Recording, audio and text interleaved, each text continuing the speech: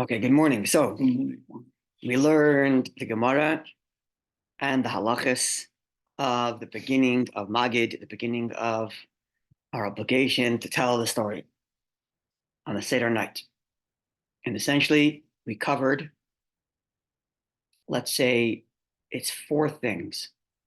Number one, refill the second cup before you begin telling the story, which is another version of raising curiosity. Isn't the table the first one? The first one was the moving the table away. Now the second one, very good. That was earlier, but now the next one is filling a second cup, which is another level of curiosity. We haven't started eating yet. You're filling up a second cup. We never do that. We only drink one cup of wine before the meal usually. That's number one.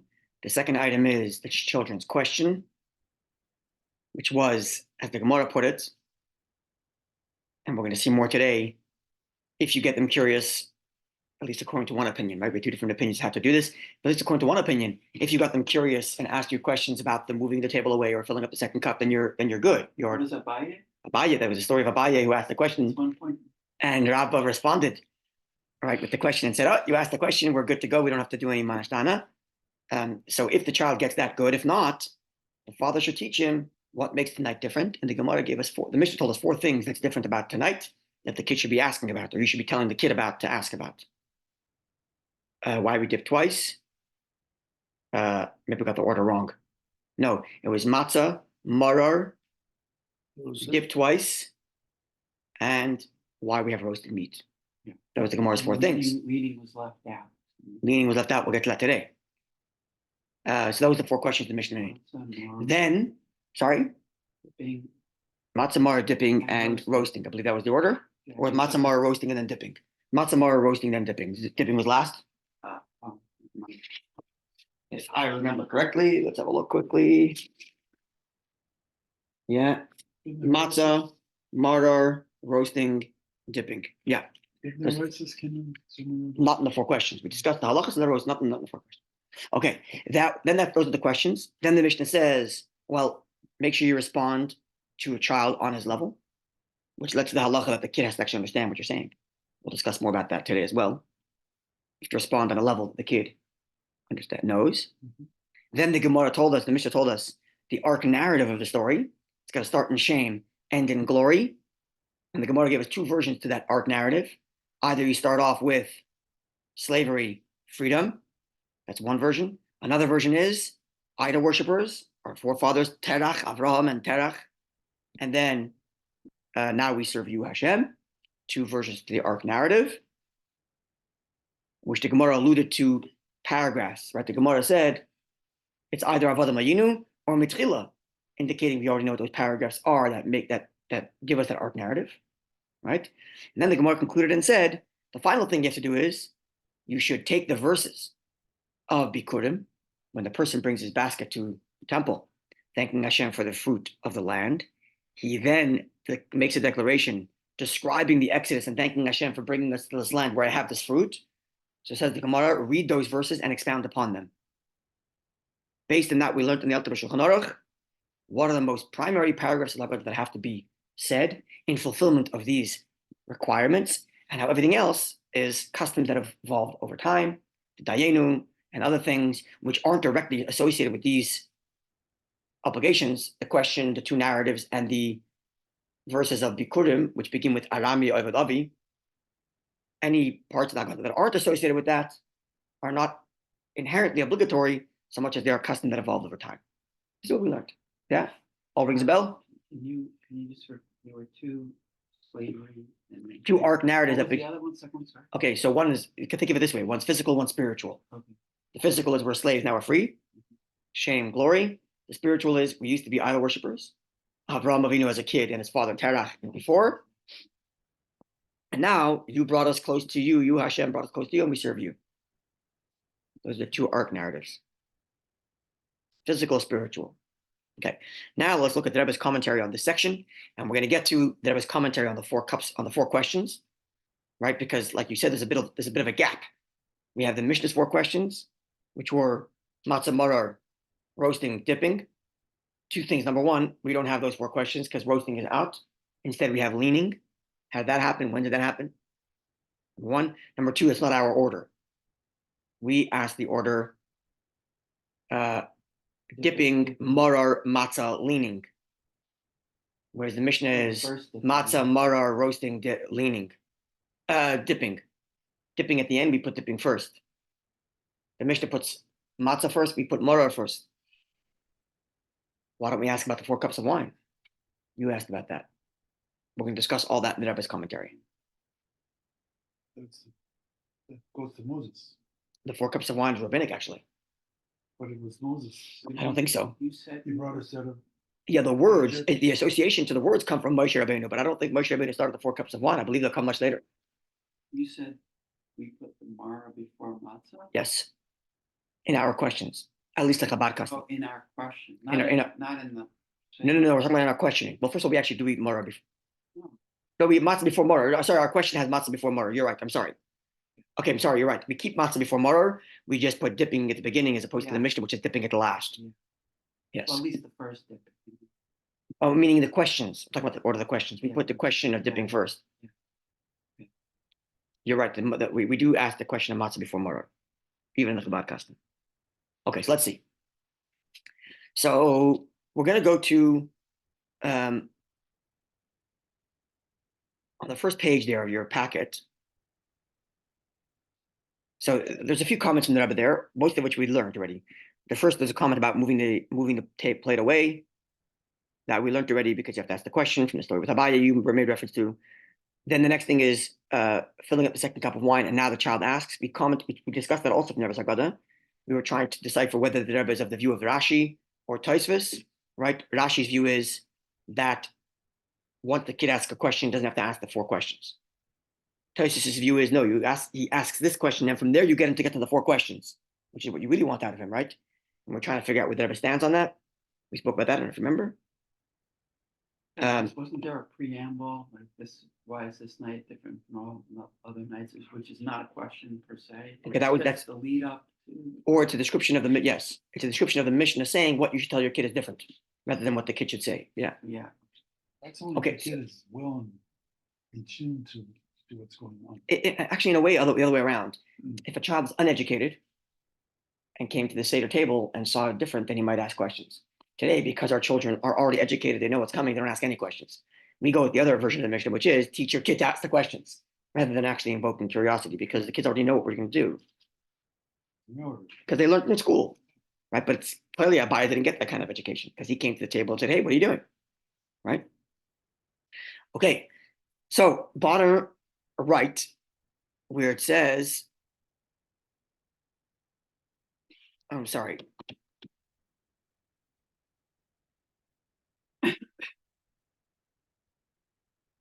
Where are we? Okay, there's a lot of Kabbalistic commentary. I don't want to go through all of this right now. Okay, so go to the second page. I'm sorry. About the Zohar. Yeah, go to the second page. First of all, go to the top right. So the Rebbe basically says that it describes in the footnote earlier the Chabad custom, which is that the questions are translated into Yiddish. That's a Chabad custom. First of all, before we say MAH NISHTANA, the child says, Tater will defregen vier kashas. Father, I want to ask you 4 questions. That introduction. And then every paragraph is translated into Yiddish. So MAH NISHTANA alayla zeh mikol alaylos. Was is anders nach von Pesach l'al nef von a ganz Jahr. Translated into Yiddish, every line. And then Shebachol alaylos yonechtim, and ala nef von a ganz Jahr essen mir. Everything's translated into Yiddish. Okay? Now, top right, the first paragraph. La'achar amiras MAH NISHTANA. After reciting the MAH NISHTANA kanal, as mentioned above, with the translation in Yiddish, by the youngest of the gathered, the children who asked the question. My father-in-law writes the Rebbe, my saintly father-in-law, the Rebbe, who had the custom to then go and repeat and say balachash in an undertone. MAH NISHTANA chulu, he would say MAH NISHTANA, etc. Im hakdama hanal, with the introduction. Father, I want to ask you 4 questions. And its translation. So the previous Rebbe's custom was to read the entire MAH NISHTANA after the kids asked. Now I noted to you, and I remember this, that it seems from Rambam that this is the way you should do it. Rambam writes, and if you remember this, Rambam writes that once you fill the second cup, Now it's time for the kid to ask questions. And then it says, "V'omer hakoyre," and the reader says Ma Nishtana. Rambam indicates that it's on the reader to ask Ma Nishtana. Most halachic understandings is the child asks Ma Nishtana, and we answer Avad Mayinu. Rambam says the reader himself has to say the Ma Nishtana, and indeed, the Rebbe puts it here that the previous Rebbe's custom was to say the Ma Nishtana after the kids asked, and that's indeed the Chabad custom till today, that after the kids ask, everybody else says Ma Nishtana as well, with the translation of Yiddish, with the introduction, Father, I want to ask you 4 questions, and so on. So we would say, Father, I wanted to ask. He would I do it every year. He would recite Tatach with the Tegum for Kashas, Father, I want to ask you 4 questions. Besides for the halachic thing, there's also the spiritual component to 4 questions, as they are explained in Chassidus, is a challenge to God, to our Father in heaven, asking why this exile is so long. So there's a spiritual component to that as well. And the introduction, Father, I want to ask you 4 questions, is a reference to God as well, not just to your Father at the table. Okay.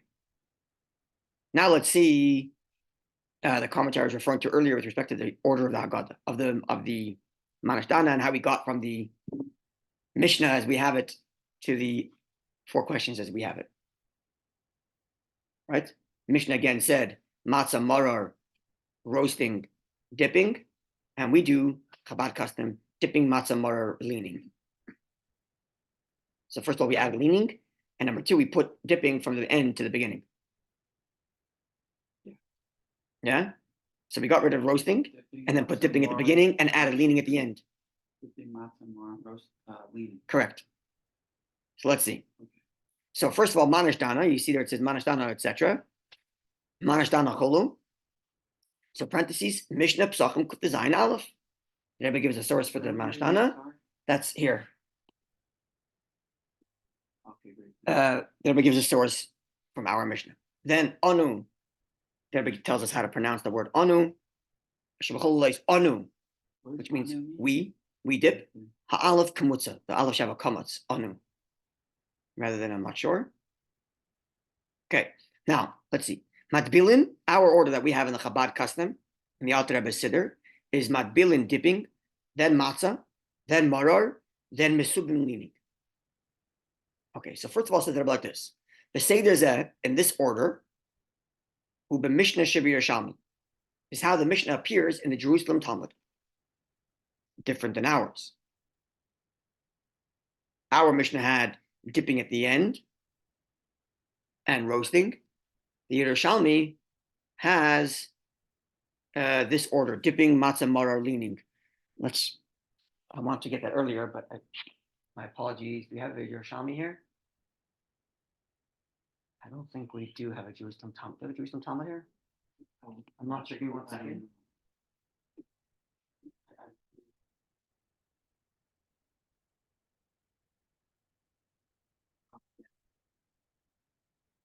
No.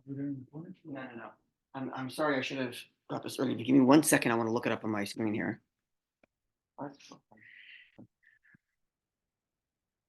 Article has the Jerusalem Talmud. No, definitely. I don't think Science has the Jerusalem Talmud. We used to have one. I just don't know where it is. Give me a second. Give me 1 second. Let's do Mishnah Talmud. Shas here. Here we are. I'm pulling it up right here. Yerushalmi. Let's go to. This is an online website called Ala Torah. Select text, and let's go to.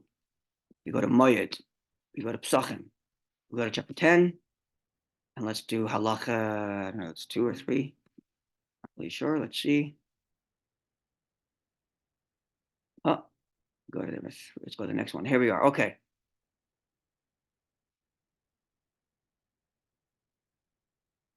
Okay, I got it. Mishnah, Mozgula Kosheni, Vakada Ben Shoel, they pour him a second cup of wine. Now the kid asks the question. If the child doesn't know how to ask, the father teaches him, here. So the order in the Jerusalem Talmud is as follows: dipping, number 1. Number 2, matzah. Number 3, roasting. And that's it. That's which one? The Jerusalem Talmud has dipping, matzah, roasting. No mention of maror. No mention of morar. But I guess that I was referring to the fact that dipping comes first. And he cites the Jerusalem Talmud, which says that the order that we have it follows Jerusalem Talmud. He's making a reference to the fact that in Jerusalem Talmud, dipping is first, even though morar doesn't appear there. There's only 3 questions, not 4. Would that lead credence to the argument of that they would eat everything as one? I don't know. Let's see. That's why the Mars is assumed into Let's see. that one. Okay, so Beseder Zeh, let's see if there's commentary again. Dipping, matzah, morar, leaning, that's our order. So it says that Beseder Zeh, in this order, who Mishnah Shabir Shalmi is how it appears in the Mishnah of Jerusalem Talmud. Likewise, the Rif and the Rosh, Rabbi Yitzchak Kafasi, Rabbi Asher, 2 early halachic commentaries, one earlier than the other, Rabbi Yitzchak Kafasi, even before Rambam, and Rosh a little after Rambam. They also have this order of putting dipping first. Aval but shtei kushis achrein chasera sham. The last 2 questions, morar and leaning, don't exist there, like we saw, because they only have 3 questions there: dipping, matzah, leaning. So morar, dipping, matzah, roasting. So morar, leaning is out, but the order of putting dipping first, that is there, which is our custom, at least in the Chabad custom. Okay. Now that it makes reference to a gloss that's in the Rif that I didn't look up, so I don't know. Then it continues. The Siddur of Amram Goin, and the Siddur of Rav Amram Goin. Remember, I told you that the Goinim who lived in Babylonia post-Talmudic era would field questions that they got from all over the world. This is the beginning of the age of responsa. And one of the big famous responsa is 2 Siddurim that emerged from that time period, when people in other communities wrote to Babylonia saying, help us figure out how to daven, and they responded with giving them a full Siddur. Those are the earliest extant Siddurim. And that Siddur was preserved? Okay, so that's a good question. That puts in the parentheses here, looking at the manuscript in the British Museum. Look, you can see it here. The Ksav Yad British Museum. So, Pretty cool. the Rebbe wrote this before it was available online. So I'm guessing the Rebbe went there, or the Rebbe saw copies of it. I don't know. I don't think the Rebbe was in Britain. Sent it to him? Yeah, probably, because I don't think the Rebbe was ever in England. Probably took photographs. Probably photographed Like of a it. microfiche. I don't think the Rebbe was ever in England. I mean, the Rebbe learned in Berlin and then Paris, but I don't think it was in England. Anyway, so in the manuscript that exists in the British Museum, this is how the order appears in Rav Amram Gaon Siddur. Likewise, in the Siddur of Rav Sadia Gaon, in Rambam, in Tur, and Abudraham. They follow the Jerusalem Talmud. They follow the Jerusalem Talmud, putting dipping first. No, dipping was both. You said you mean Dipping first. Putting dipping first. In the Babylonian Mishnah, dipping is the last question. In Jerusalem Talmud, the dipping is the first question. And there was listening to a whole bunch of sources that do the same thing, put dipping first. In the questions. And that's what we do. Chabad custom. Yeah. After the parentheses, more sources. Zevach Pesach Lamahari Abar Benel, a book called Zevach Pesach. Then Priyetz Chaim, which is in Kabbalistic work. Siddur Arizal, the Arizal Siddur, Mishnah Siddur, and others. Okay. The first known printed Haggadah, meaning not manuscripts go earlier, but the first known printed Haggadah, which the Rebbe says was in Shvencino, 1485. I believe Shvencino is Sansino. In 1485, the first print, Italy. I believe that's what Shvencino is. That's in 1485, the first printed Haggadah. They also have the order of dipping first. Okay, so having established that, even though it's not following our Mishnah and the Babylonian Talmud, which is unusual, because usually the halacha would follow the Babylonian Talmud rather than Jerusalem Talmud.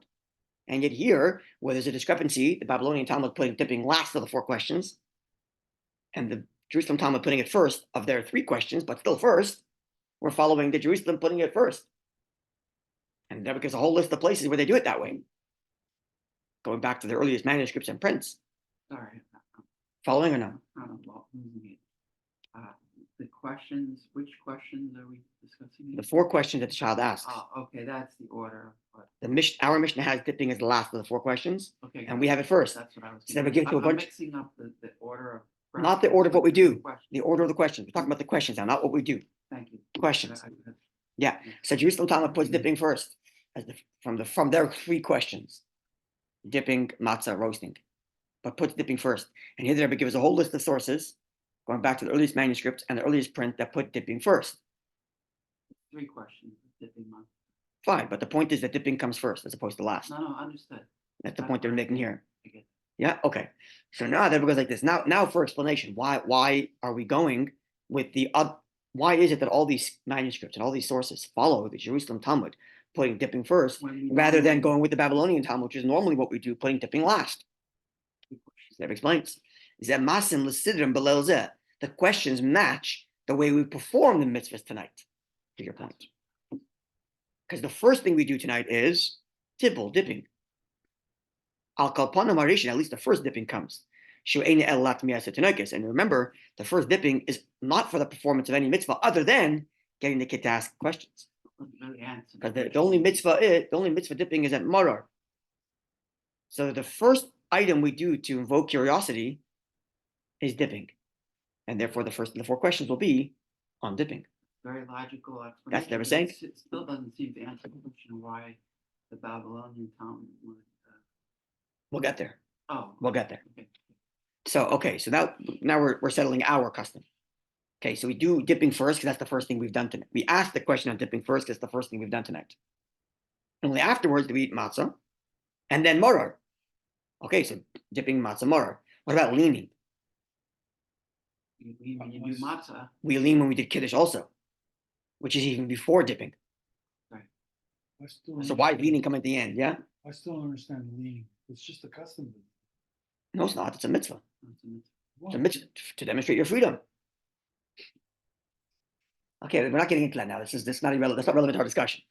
Just accept it as a fact. We're leaning to demonstrate freedom. You don't like it? Irrelevant. no, that's the way they made their couches or their chairs. Only for those who are wealthy. Yeah. So Exactly. So tonight we're performing wealthy. Tonight we're acting like we're wealthy and free and leaning.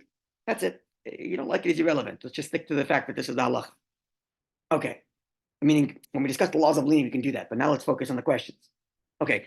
So now the question becomes, why is leaning the last of the four questions? If we're going It should be first. it should be first. Because if we're going to go by the order of performing of what we've done tonight, right? We leaned before we dipped. We leaned at the kiddush. Okay. So explain to Rebbe, the kushas mesubim, the question of leaning, eina b'chlal hanal, is not part of the above mentioned order. Why? Because doesn't appear in any Mishnah. Not in the Babylonian Talmud, not in Jerusalem Talmud. Babylonian Talmud had matzah marar, roasting, dipping. Jerusalem Talmud had dipping, matzah, roasting. None of them had leaning, which means which means it was added way after the first questions. At which point in history, this is to your point, Alan, at which point in history would have they added the question of leaning? Which point in history? Yeah. Figure. way later. Think of not a time period. Don't give me a date. What would have happened in history that would have made them start asking the question about leaning? Well, they see somebody sitting in an awkward position. When did they start asking that question? To your point, Alan. I know this is when they stopped leaning all year long. They used to lean, your point, Alan. They used to lean all the time. Yeah. So then at that point, there was no They question. didn't want to. So there's no question why you're leaning tonight. We always lean. Only at the point in history when they stopped They were afraid it would be lost. leaning, then they would ask the question, why are we leaning tonight? Because you find it awkward. Some support for Alan's position. Is that because they were afraid they would lose the people? It would fall out of. Perhaps, no question. No comment, but maybe they stuck it to the question because they figured leaning might fall out of practice, so put it into the question to remind them, maybe. But the point that I'm making is that at the Mishnaic time, when everybody was leaning always, leaning wasn't even on the questions. The only question is, in other words, so in the Mishnah's time, there's only 4 items to have asked the question about: matzah, maror, roasting, and dipping. The question is what order, right? Once the temple is gone, you lost the roasting question. So you're left with 3: matzah, maror, and dipping. Oh, what's the order there? Well, Babylonian Talmud puts dipping last. Jerusalem Talmud puts dipping first. We're going to put dipping first because it's the order of the night. Now, some years later, when people stopped leaning all year long, then they added a 4th question, which is Or a replacement of the other. I didn't say that because I didn't say that on purpose. We'll see why in a second. I didn't say that. I didn't say replacement, and you'll see why in a second. I didn't say that. But they added the question of leaning at some point in history when they stopped leaning all year long, making the night of Seder leaning awkward, and thus added as a question, and therefore it's not in the order of performance that night, but put at the end, because it was added later. Clear? Mhm. If the Rebbe continues, that's why it's not mentioned in the Mishnah and the Gemara. Because in their times, they were leaning all year long. We can't say it's what's different from this night. You can't ask, what's different tonight? Why are we leaning? We always lean. Different. Not different. Okay. Now, parentheses to your point, Alan, Yeshua. So look in the parentheses here. Okay, what's the source for this idea? That in the Mishnaic time, they would lean. And therefore, it's not part of the questions. Because they would lean all year long. So it doesn't make tonight the Seder different. The source is the Gra. The Vilna Gaon. The Gaon of Vilna. Lives in the same time with Alter Rebbe. Okay. Now the Rebbe says, Uperushai, but so he said that in the times of the Mishnah and the Gemara, they didn't have the question because they were leaning all year long. But then he says, then the Rebbe says, Perushai, the Graz, the Rabbi Vilna Gaon's, Rabbi Elio of Vilna, the genius of Vilna. Perushai, his explanation, Tzarech Iyum Gadol, seems to me requires serious explanation. He was challenging his explanation. His explanation is what you said. When the Beis Hamikdash was destroyed, and they lost the question about roasting, they replaced it with a question about leaning. And Rebbe rejects that explanation. Why? Kiber Rambam, because in the Rambam's book of laws, Hilchos Chametz and Matzah, Perek Ches Halacha Beis, the laws of Chametz and Matzah, chapter 8, Halacha 2, Rambam writes, Hevi Kushes Misubim, Rambam brings the question of leaning, V'gam Kushes Kuletule, along with the question of roasting. Rambam has 5 questions in his book of Halacha. Rambam's book of Halacha covers all halachas for all time, not just our time, which means he would include the halachas that would have existed and that will exist when the temple stands. So Rambam writes 5 questions. Matzah, marar, dipping, roasting, leaning. Which means in Rambam's view... We don't say 5 questions. Sorry? We don't say 5. We don't because we dropped roasting. We drop. Because you don't have a temple. But from the fact that Rambam includes all 5 questions without saying, in the time when the temple stood, you should ask roasting. Temple's destroyed, ask leaning. Hare, the clear conclusion is, which means even when the temple stood and they were asking the question about roasting, they also asked about leaning. Which means the leaning is not a replacement question for the roasting, because there was a time period when they asked both questions during temple times, which means like this. Why wouldn't it be in the Mishnah then if it was during temple time? The question about leaning. Oh, because the Mishnah would have been written probably. Oh, because this text in the Mishnah is what we'll have to say. The text in the Mishnah, which predates the Mishnah itself. Rabbi Levi is a compiler from texts from before. So you'll have to say that this text comes from a time period when they were leaning all year long. Now, sometime before the temple was destroyed, they stopped leaning all year long, and they had, for at least a certain time period, both questions. And only once they stopped leaning, which means like this. In beginning, they would have asked 4 questions. Dipping, matzah, marar, roasting. Then at some point they stopped leaning all year long. They added a 5th question, leaning. And then the temple was destroyed, and we lost one of our 4 questions, the roasting. But there's no mention of leaning. That's how we'll have to. And the Mishnah, sorry? But there's no Because the Mishnah comes from before the time period. That text comes from before the time period where they stopped leaning all year long. So therefore, leaning wasn't part of the 4 questions at the time of that text. Already written. Correct. Within us, he's a compiler, which means the Mishnah he has comes from earlier. This is what we'll have to say. Right.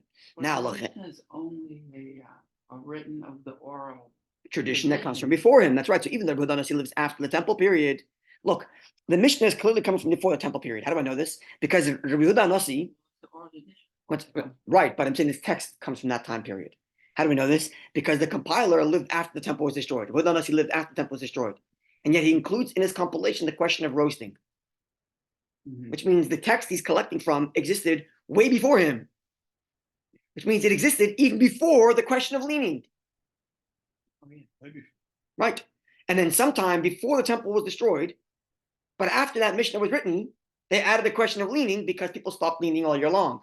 And thus Rambam has 5 questions. And then later, when the temple is destroyed, you drop the roasting question, leaving us with 4.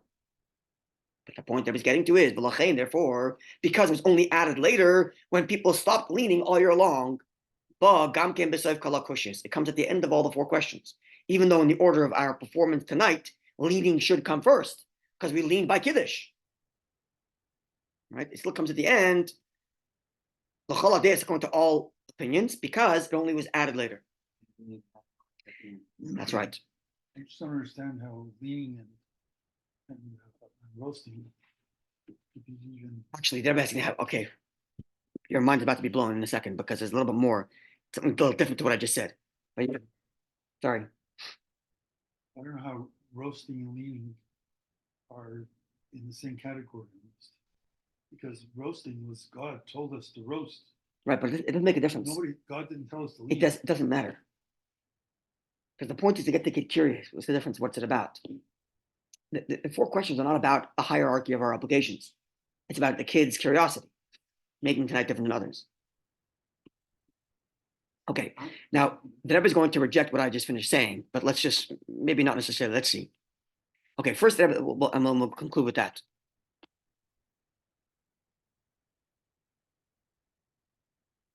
But let's just, we'll conclude with this next comment.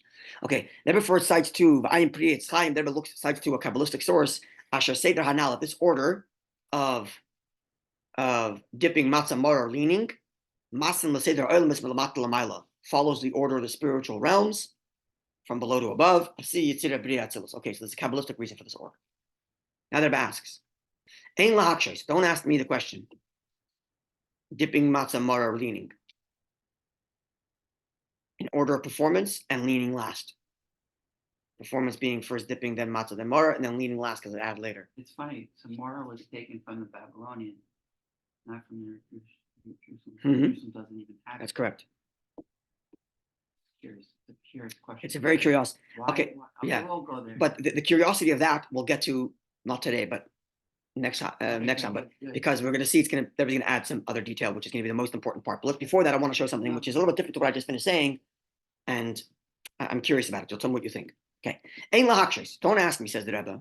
Imkain, if so, l'nusach Rambam, in Rambam's view that there was all 5 questions at one point in time, all 5, which means dipping matzah mara, leaning and roasting, which means there's a time period in which both overlap, where you have a temple, that there is a roasting going on, but it's after the point at which they stop leaning. Right. So there's a leaning question also. Right? Why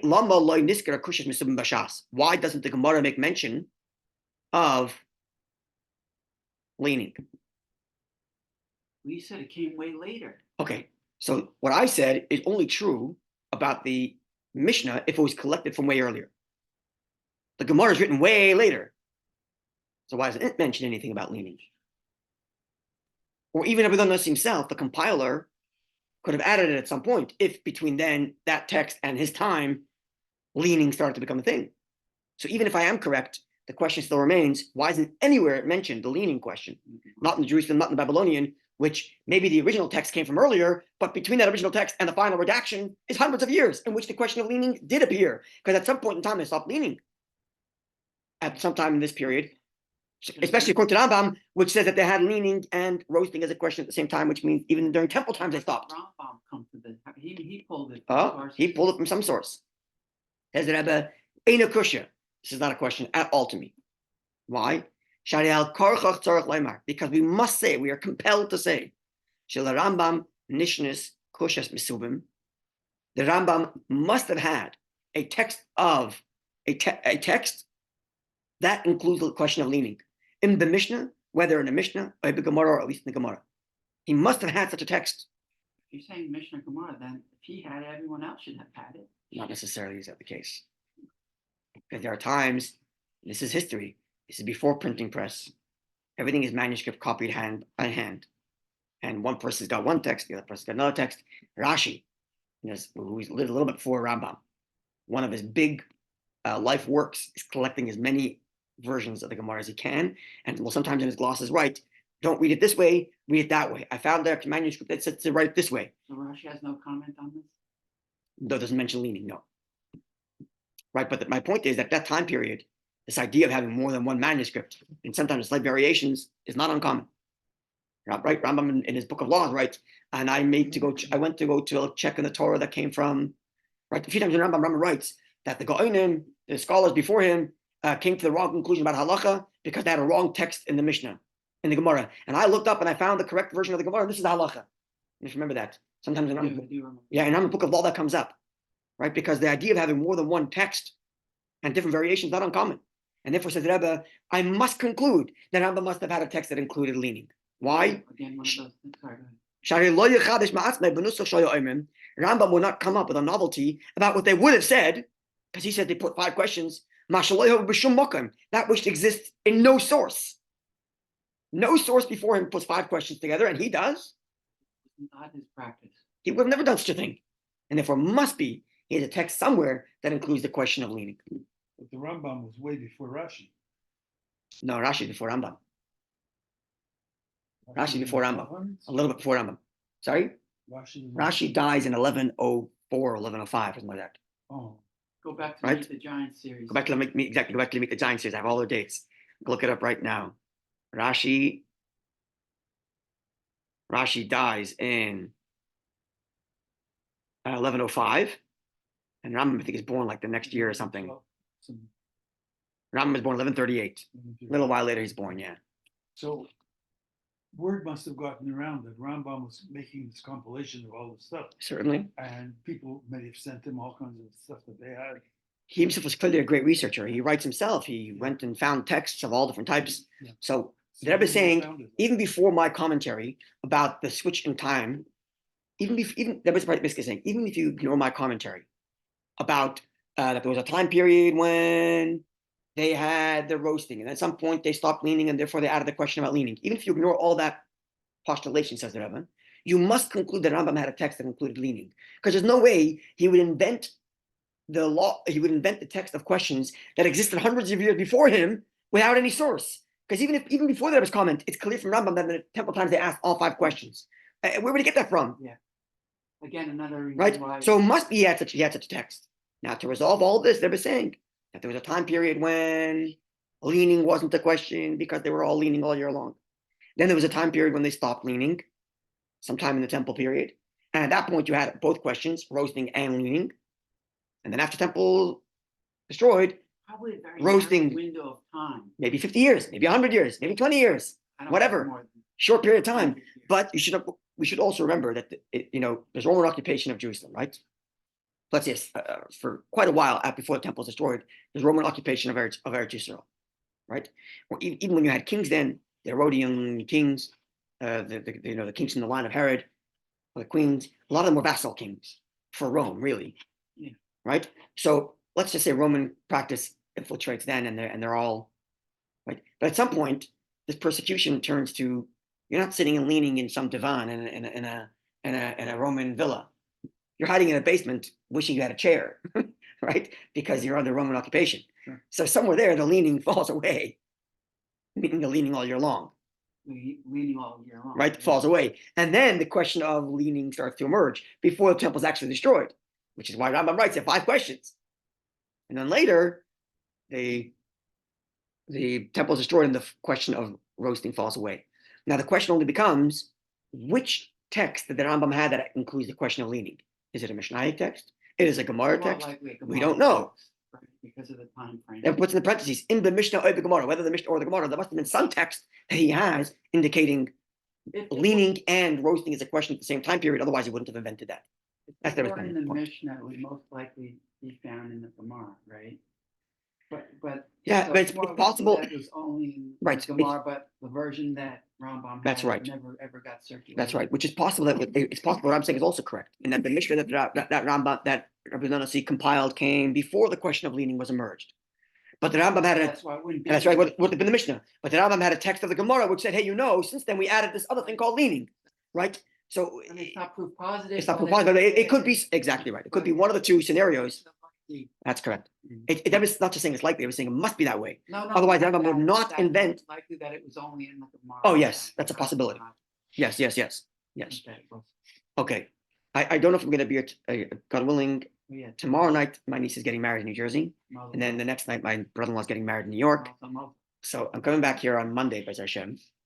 So I don't know Okay, what well, time my wife wants to leave tomorrow. Yeah. So either I'll leave after the Gemara class, but likely before, because the wedding is tomorrow night. Then we got to drive down to New Jersey, which is a couple of hours with the kids in the car. So Yeah, no. God willing, I'm going to be here from this. It's 6:30, but I don't know if I'll be for the Gemara. Anyway, the next part of the Rebbe's Haggadah, the next part of the Rebbe's commentary Next gets week. to all the questions that we're talking about here, which is going to be mind blowing to understand why there's so many conflicting texts. What is what? Why there's so many conflicting texts? Oh, The Yerushalmi doesn't even have the question of Marar, has different order. The whole thing is so confusing. There's so many texts and so many things. What's going on? That will come to God willing. And then Rebbe's, probably just by geography. okay, we're going to see. And the Rebbe's explanation to how the 4 questions came to be is going to give us a much better appreciation for how the Haggadah came to be. It's going to give us a beautiful understanding of how this whole thing emerged. Right. Coming, God willing, I guess next week. Very A good. wonderful day, Eden. Yeah. Very good question. Thank you.